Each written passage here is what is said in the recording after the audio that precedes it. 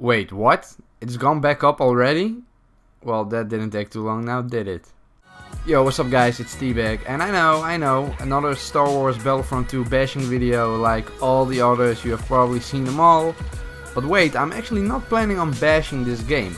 See, most reviews you've seen are 90% about EA and their disgusting money scam, and not really about the game objectively. And you've probably seen the incredible backlash from the gaming community, it made international headlines, etc, etc. EA actually got hurt by this. To show you, here's an actual EA representative right before the shitstorm. Here comes the money! Here we go, money talk. Here comes the money! Dollar, dollar, dollar, dollar. Cheating, bling, bling. Yep, EA only recruit members that love money. No, I can do what I want. I'm EA. We're worth 4.143 billion. Do you know how many fucking zeros that is? We're so loaded. And this is them right after. No, but for real guys, you've probably heard everything that there is to hear about this topic. So I'm not gonna talk about that, I'm gonna talk about the game solely, and I'm gonna give you my opinion on it. It's been 10 days since the launch of Star Wars Battlefront 2, I played it quite a bit and I think I'm in a perfect position to criticize it for what it is. I'm ranked 20 or 21, played all game modes, I've experienced the pretty shit progression system, but let's talk about the positives first. Also, it's important to mention that I'm looking at this game not as a huge Star Wars fan. In fact, I haven't even seen all the movies. I'm gonna review this game as a hardcore first-person shooter / casual gamer. And I know it sounds like it doesn't really make any sense, but just hear me out. Okay, so let's start with some positives. This game looks and sounds absolutely incredible. In fact, I will say it's the best looking game out there right now, period. Which is not surprising, I mean, it's still a DICE game, they worked very hard on it, don't forget that. I made a little montage video with some ultra graphic settings on PC. If you want to see just how beautiful this game is, click on the link down below. But as we all know from the first Battlefront back in 2015, graphics are not enough. So Battlefront 2 actually has a single player campaign, which is really cool. You take the role of Aiden Versio, leader of Inferno Squad for the Empire, played by Janina Gavankar, who is just, I mean, wow. By the way, did you guys know she played in the show True Blood? I don't know, just putting it out there. Anyway, slightly off topic, in this single player campaign, without any spoilers, you play for about 5 hours. Yep, that's it. Maybe a little bit more if you want to find all the collectibles, but I must say, I actually enjoyed those 5 hours. You get to play with multiple characters, which is really cool, and even though it was really cheesy and cliche at times, I still enjoyed it for what it was. And a big point to make here is that somewhere in December, we will get free DLC to this game. I think a lot of people have forgotten about this because of all the negativity, but it is really cool. There is no season pass, so it's free for everyone. So yeah, the campaign was short, but I liked it. Nothing too special, you got your standard kill everyone in side missions and your starfighter missions, but again, I enjoyed it. And like I said earlier, there will be more to come. Now the bread and butter for this game, the multiplayer. And guys, I'm not gonna go into the loot box system, everybody already said what there is to be said.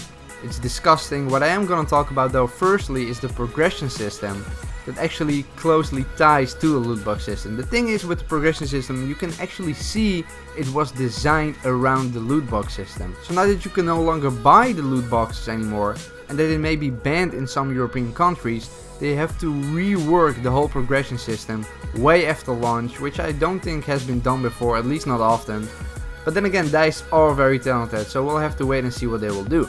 So like I said, the progression system at the moment is bullshit. The whole point of progressing is by getting credits.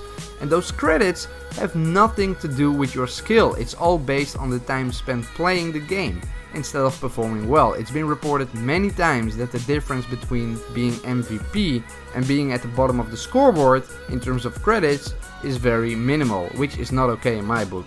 Also, yeah, you need those credits to open loot boxes in order to get the star cards to enhance your character. But the thing is, with your characters, you need to upgrade them as well before you can apply more than one star card to them. And this is something that I don't understand. For example, as you can see here, I play the most with the assault class and the heavy class. Trust me, I have a lot of kills with the heavy class and the assault class. And I almost never play with the specialist class and the officer class. Yet for some reason I have all 3 card slots unlocked for the specialist class and 0 for the heavy class and the assault class. Like, what is up with that? It doesn't make any sense. So basically the progression system at the moment is fucked, but we already know that. Now let's talk about something positive in the multiplayer, and that is the fact that it's a lot of fun. Just plain and simple fun. In terms of immersion, it's so well done. There is so much going on in this game, it's crazy. Big ass ships and star destroyers are moving in the background up in the sky. You have a lot of creatures and like little bots and stuff roaming around on the battlefield. All these details, so you guys can expect some details video for this game coming very soon. The gunplay for a Star Wars game is actually surprisingly good. It doesn't feel too casual in my opinion, not a big skill gap either, yet you have only a couple of guns to unlock for each class. Which is kind of a bummer, but that does result in excellent balance when it comes to the guns. Sure, some are a little bit better, but it still feels solid all around. The hero system is my favorite part of course in this game. You have 2 different types of heroes. The close range heroes, you know, those with the lightsabers like Luke Skywalker and Darth Vader, Darth Maul, Kylo Ren. And heroes with guns that have farther engagement distances, such as Boba Fett for example. Each obviously with their own strengths and weaknesses. For example, I would never choose Han Solo because I suck playing with him, but I've seen people absolutely dominating with him. Speaking of heroes, you have a total of 5 game modes, but to be perfectly honest with you guys, it's basically just 3 game modes. You have your standard all-out war mode, Galactic Assault. You have Starfighter Assault, which is objective-based air superiority basically, which is a lot of fun and probably my favorite game mode. And you have Heroes versus Villains. The other 2 are Blast and Strike, which are smaller game modes, basically TDM and small objective-based game modes. I feel like these are the least popular modes, at least for me. I don't really like them.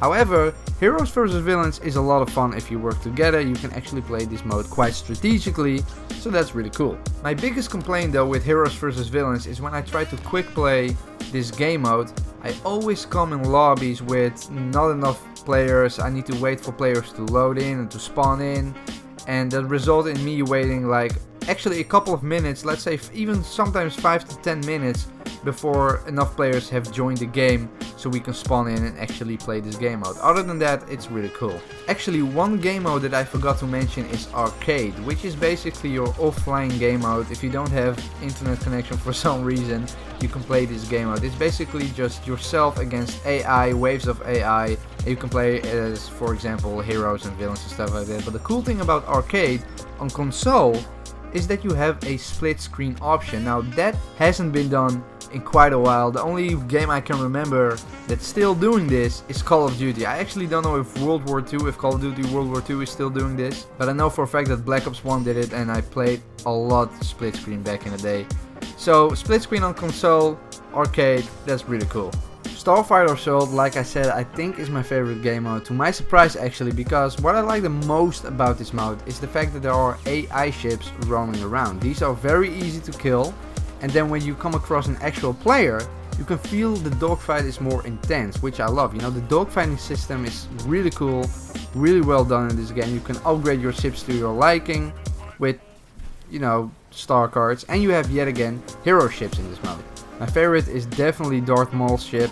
The thing can destroy everybody with its insanely good main cannon, and it can even go pretty much invisible when things are getting a little bit heated.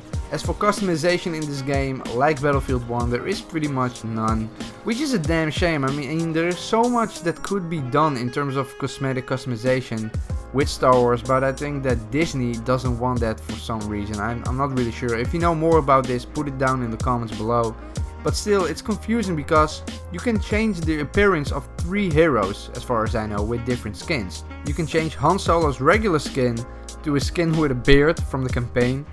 You have to complete something in order to do that, and that's pretty much it, because you can choose different skins for Kylo Ren and Rey, but only if you pre-order the game. I mean, Iden Versio only has 1 skin, which is weird since you have at least 2 skins in a campaign. Like, you know, things like that pisses me off. We all know by now that all players want customization in their game. At least something, you know, at least some sort of cosmetic customization. But then again, maybe we'll see that in the free up and coming DLC. And guys, that's pretty much it for this video. I'm not gonna give this game a score.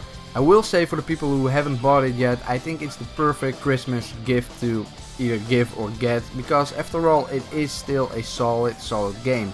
So based on what I said and what you've seen, you can decide for yourself if you want to buy it. I don't regret buying it by any means, and again, don't forget, all future DLC is free. With that being said, I hope you guys enjoyed the video. I normally don't do reviews, but if you want to see more of these in the future, hit that like button and let me know in the comments down below. Also subscribe if you're new around here, and with that being said guys, I see you guys next time.